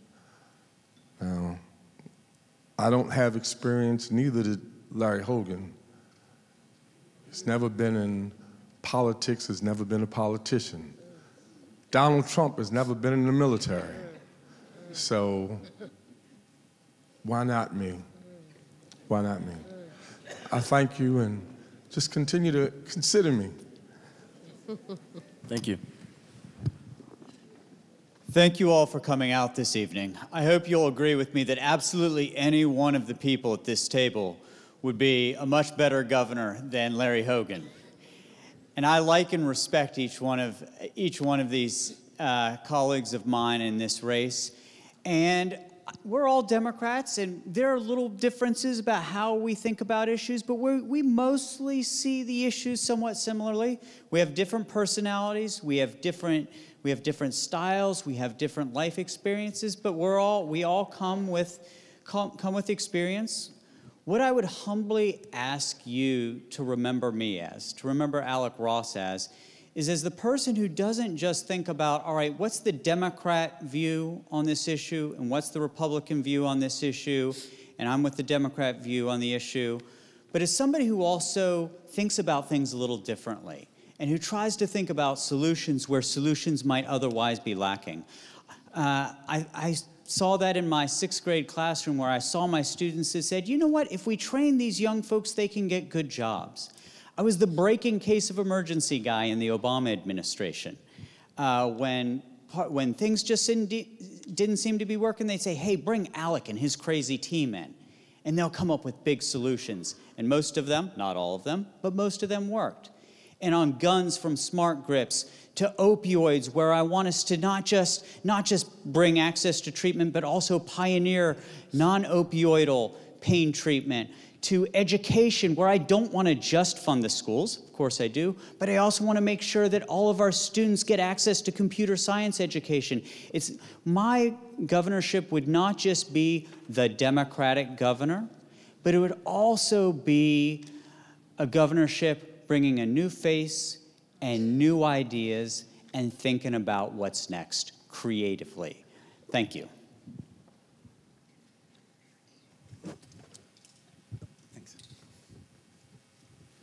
So I want to ask you a question.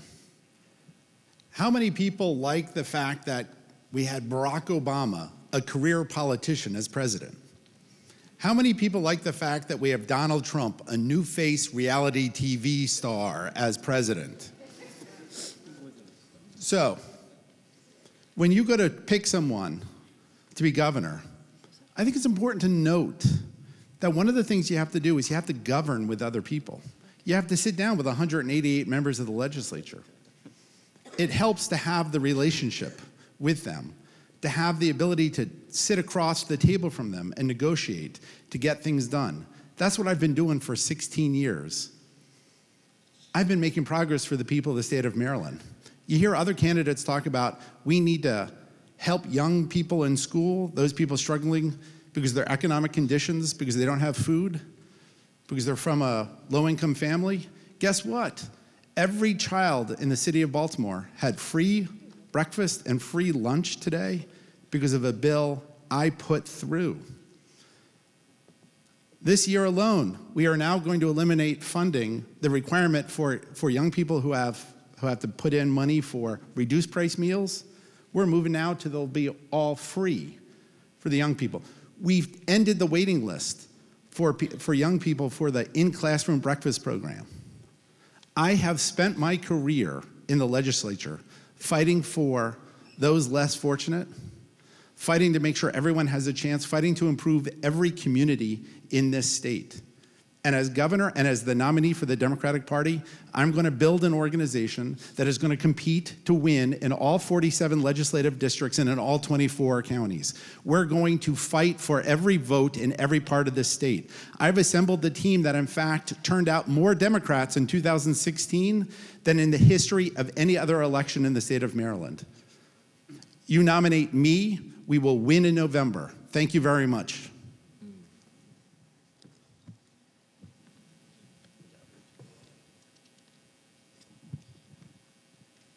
First of all, thank you for having us here today and this debate. I have to say, though, I was a little unnerved by Mr. Jones.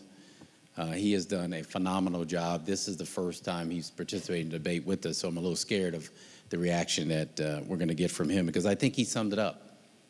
You know, we are in tough times, not only in our state, but in our nation. And it is in these times that if you look at the experience, being able to pass legislation at the state level, because it's important. Speeches are great, but if you can't get it done, nothing happens.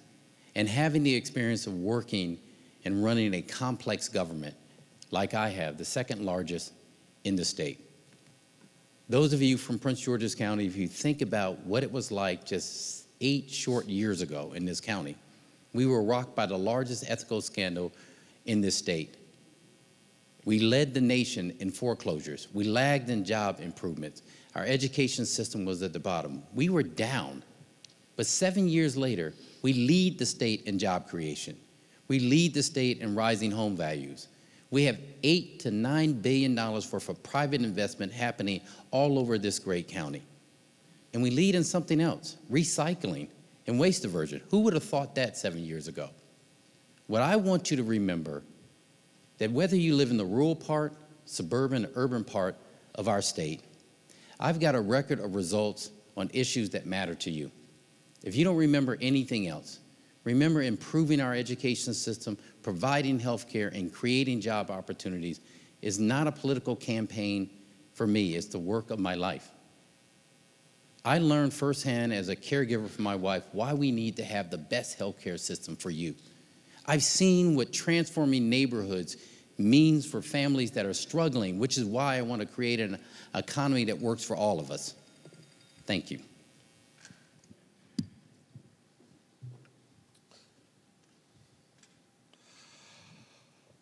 Well, folks, I'm actually the youngest of 5 kids, and my dad was a pharmacist. He owned one of those little corner drugstores that you don't see anymore. But all 5 kids had to work our childhood in the drugstore. And Dad taught us through his actions that you have to work hard and you have to treat everyone fairly and with respect. Now, as I'm raising my 2 teenage sons with Jill, I must confess I haven't treated everyone with respect. I have to tell them that the man in the White House is a racist, he's a sexist, he's a pathological liar, and most importantly, he's a bully. You know, in his first week in office, and I go over this with my kids, in his first week in office, he imposed a Muslim ban and a campaign of terror against the immigrant community. April a year ago, when no one else could get anything done, I signed an executive order in Baltimore County that states that no county employee, including the police, can inquire as to someone's immigration status. It's why in December of 16, right after Donald Trump was elected, before this was in the news, I wrote to the colleges of the presidents of the 5 colleges in Baltimore County and told them our police won't enter for purposes of identifying DACA students. I didn't wait for Charlottesville to know 3 years ago that I needed to rename Robert E. Lee Park in Baltimore County, eliminating a symbol of hate. And it's why 7 years ago I signed a bill banning discrimination against transgender individuals. These are the values in which I was raised. And this is the reason why Valerie and I are running for governor and lieutenant governor.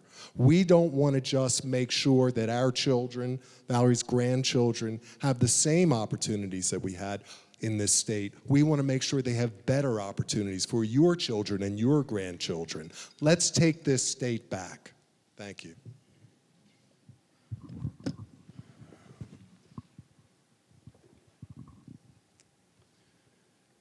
Courage matters. It matters when you have the courage to stand up and say, someone in your own party who's disgraced our party, like Nat Oakes in Baltimore, needs to resign. I was the only one up here. I think Alex joined me. One of 2 up here who said he needs to go.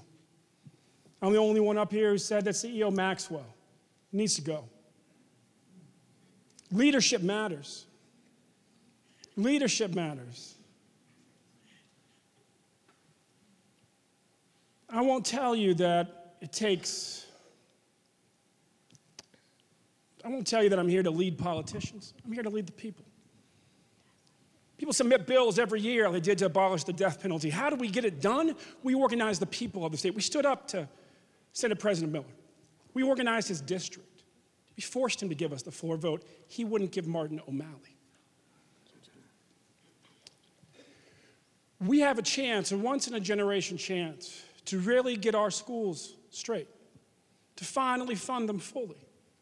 I've been endorsed by the teachers across this state because they understand that we only get there if we pull the people of the state together to give the politicians the courage to do the right thing. I was trained as an organizer when I was 18 years old, and I was taught you never ask people to give up their power. You never tell them that you elected a politician to make change happen. No, you elect politicians to make it a little easier to change happen, to make it a little easier for our communities, our organizations, our churches to make change happen.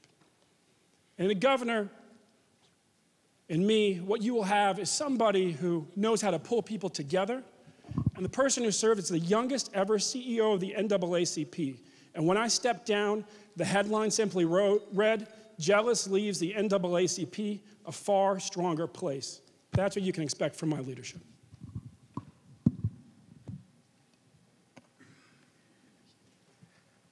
Thanks again. Let me tell you my name again. It's Jim Shea. I do appreciate you having me here. What we need more than anything are politicians, elected officials who are willing to be unelected. That's where I am. I'm an open book. Anything you want to know about me, I'll tell you. Every question that's asked, I'm going to give you a straight up answer. And in the end of the day, you size it up. And if that's what you want, vote for me. And if it's not, don't. I have a running mate who is terrific, Brandon Scott. He's working tonight. He'd be here otherwise.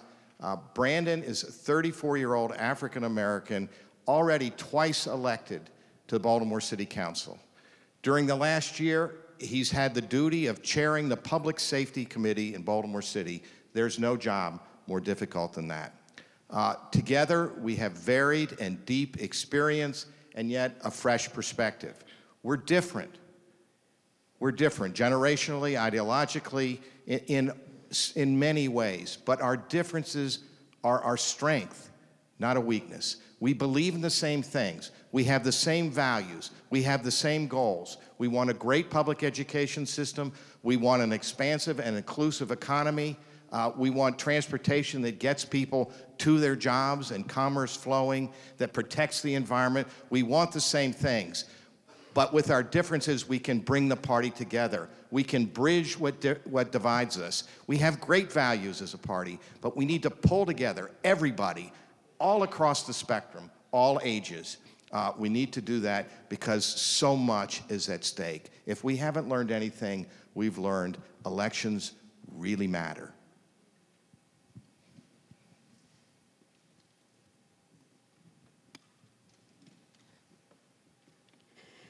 The diversity of this panel is the strength of our party. And yet the conventional wisdom when it comes to Governor Hogan is that no man can beat Larry Hogan. Well, I'm no man. In fact, I have been called Donald Trump's worst nightmare in article after article, and here's why that matters. Because in 2014, when we lost, it was because nearly 300,000 Democrats failed to show up, and the majority of them were women, minorities, immigrants, and younger voters. And so when I selected Sharon Blake, who grew up here, who understands the struggles of this county and our communities, some people said, well, you can't have an all women ticket, and you certainly can't have an all women of color ticket. In fact, we're the first in the nation. And I said, why not? Because we've seen the other opposite extreme. Where are we now? And my point is this. Look, we are running on the issues. We're not running as women. We're running as people who are going to address issues like food deserts and bail reform and fully funding our schools, knowing that it is not a line item on a budget. It is a springboard of opportunity because it is our life stories. But what that requires us to do, and though we have been winning straw poll after straw poll, debate after debate, every now and again, I still get the question, well, you don't look the part. So I tell people what Senator Mikulski told me to tell them. This is what the part looks like. And what I realize is that to save democracy, which is truly at stake today, we need to elect more Democrats. But if we're gonna elect more Democrats, we've gotta elect people who look and reflect the diversity of our party. The geographical, the socioeconomic, the gender, the racial, that is our strength, that is our asset. And so I hope we have your support. Thank you. Thank you. Let's give all of our candidates a round of applause. They have faithfully come out. Let's stand and give them a round of applause to answer questions, to be transparent.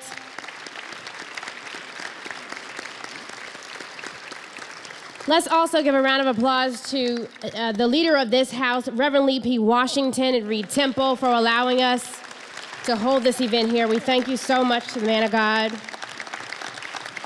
And to the Prince George's County Democratic Central Committee for putting this together, and all of the associations and groups that came together to put this on. We just thank you so much for doing this.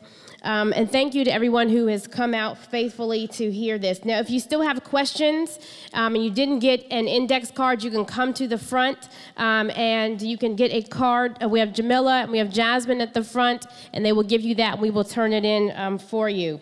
Also, you can go to the website if you want to watch it all over again and tell people about it and repost it. Go to the website and do that, please. Make sure you vote and make sure your neighbor votes. On that note, thank you. I'm going to pass the mic over to Salome Peters. Thank you so much for allowing us to be a part of this evening. Good evening again. On behalf of the Prince George's County Democratic Central Committee, I would like all the partners to come so we can say thank you to you all. Marion Hardy, please come. And thank you so much to the candidates for coming. We would like a group picture before you leave. The moderators, timekeepers, the audience. Without you, this would not have been a forum. But there's one thing we have to remember. Please go out to vote. You've been informed and educated tonight. Take your friends, your neighbors, even your enemies. Let them go vote. We want a qualified Democrat, because if we don't vote, we don't win. We don't win, we do not govern. Thank you so much.